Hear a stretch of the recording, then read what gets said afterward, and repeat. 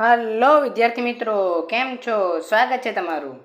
તો મિત્રો, આજે આપણે ધોરણ 9ના વિષય વિજ્ઞાનની અંદર 12મો પાઠ અન્ન સ્ત્રોતમાં સુધારણા એની અંદર એક નાનો ટોપિક છે આજે આપણે જોવાના છીએ. તો તમે બી તમારી બુક ખોલીને રાખો, હું એક એક લાઈન રીડ કરતો જાઉં છું અને તમને સમજાવતો જાઉં છું. તો આજનો આપણો ટોપિક છે અનાજનો સંગ્રહ. તો હવે મિત્રો, આપણે પાછળના લેક્ચરની અંદર જોઈ લીધું કે કેવી રીતે આપણે ખેતી કરી શકીએ અને ખેતી દ્વારા આપણે બીજ મેળવી શકીએ. હવે આ બીજનો આપણે કેવી રીતે સંગ્રહ કરવો એ આપણને સમજાવે છે. તો હું તમને એક એક વસ્તુ વાંચતો જાઉં અને સમજાવતો જાઉં. તો ચલો સ્ટાર્ટ કરીએ આપણે લેક્ચર. ખેત ઉત્પાદન કે કૃષિ ઉત્પાદનને વધુ નુકસાન થઈ શકે છે. આ નુકસાનને જૈવિક કારકો, ખાતરો, કીટકો, ખોતરી ખાનારા ઉંદર, ફૂગ, ઉતરડી અને બેક્ટેરિયા તેમજ અજૈવિક ઘટકો કે તાપમાન, ભેજના અયોગ્ય પ્રમાણને કારણે સંગ્રહ સ્થાનને નુકસાન થાય છે. મતલબ કે તમે જે અનાજ જે સંગ્રહ કર્યો હોય એને કઈ કઈ વસ્તુથી નુકસાન થઈ શકે છે. તો એક તો એને જૈવિક કારકો અને અજૈવિક કારકો. જૈવિક કારકોની અંદર શું આવી શકે?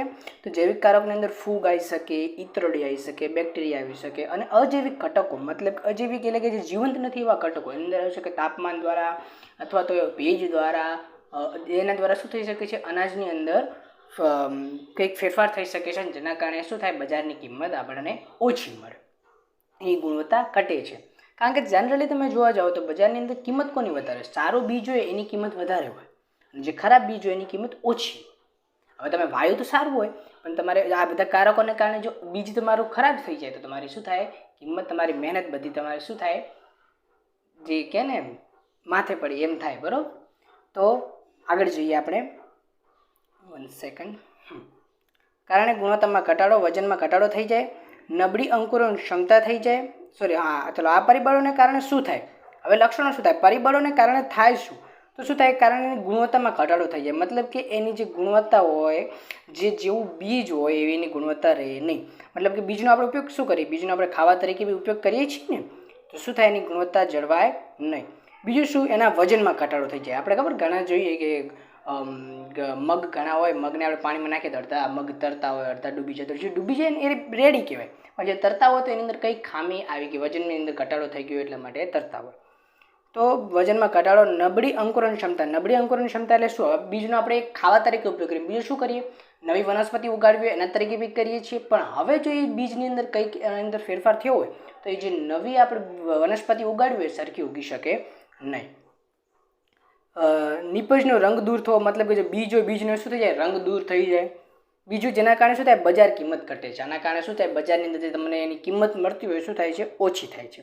આ પરિબળો પર નિયંત્રણ મેળવવા માટે યોગ્ય ઉપચાર અને સંગ્રહનું પ્રબંધન કરવું જોઈએ. હવે તમારે આને શું કરવું જોઈએ? આને ન થાય એના માટે તમારે શું કરવું જોઈએ? એનો યોગ્ય ઉપચાર કરવો જોઈએ અને સંગ્રહનું પ્રબંધન, સારું એવું સંગ્રહનું પ્રબંધન કરવું જોઈએ, જેથી જૈવિક અને અજૈવિક પરિબળો એને નુકસાન ન પહોંચાડી શકે એવું તમારે કરવું જોઈએ. નિરોધક અને નિયંત્રણ પદ્ધતિનો ઉપયોગ સંગ્રહ કરતાં પહેલાં કરાય છે. કોઈ બી વસ્તુનો તમે સંગ્રહ કરો એની પહેલાં નિરોધક અને નિયંત્રણ મતલબ કે એની અંદર તમે કંઈક નાખી દેવામાં આવે. ઘણી જગ્યાએ શું હોય છે કે લીમડો નાખવામાં આવે. એને તમે બીજનો સંગ્રહ કરો એની પહેલાં શું નાખવામાં આવે? લીમડો નાખવામાં આવે. જેના કારણે શું થાય? કે એને કોઈ બીજા કીટકો કે નુકસાન પહોંચાડી શકે નહીં. બીજું શું કરવામાં આવે? તો કે આ પદ્ધતિઓમાં સંગ્રહ કરતાં પહેલાં ઉત્પાદનને નિયંત્રિત સફાઈ કરી સારી રીતે સૂકવવામાં આવે છે. બીજું શું કરવામાં આવે છે? સૂકવવામાં આવે છે. આપણે ખબર ઘણી વખત બાજરી હોય એને સૂકવવા મૂકીએ અથવા બીજું કોઈ ધાન્ય હોય ને આપણે સૂકવવા મૂકીએ, પછી આપણે એને ઠંડી જગ્યાએ એનો સંગ્રહ કરીએ. તો એવી રીતે શું તમે કરીને અજૈવિક પરિબળો સામે બચાવી શકો છો. સૂકવવામાં આવે છે સૂર્યપ્રકાશ અને પછી શું? છાંયડાની અંદર. રસાયણયુક્ત તથા ધુમાડાનો ઉપયોગ કરી શકાય છે. બરાબર? કરાય છે. રસાયણો અને ધુમાડાનો ઉપયોગ તમે શું કરી શકો છો? આ અજૈવિક અને જૈવિક કારકોને દૂર કરવા માટે કરી શકો છો. જેથી શું થાય? જંતુઓ મરી જાય છે. આવી પદ્ધતિઓમાં તેમાં સામેલ છે. પદ્ધતિ શું છે? તેની અંદર સામેલ છે. તો આશા રાખું છું મિત્રો આ ટોપિક આપણો થોડોક નાનો હતો પણ તમને સમજણ પડી હશે. જો ના સમજણ પડી હોય તો તમે કોમેન્ટ સેક્શનની અંદર પૂછી શકો છો. અને પછીનો ટોપિક છે પશુપાલન, એ આપણે નેક્સ્ટ લેક્ચરની અંદર જોશું. તો થેન્ક યુ. આભાર. આવજો.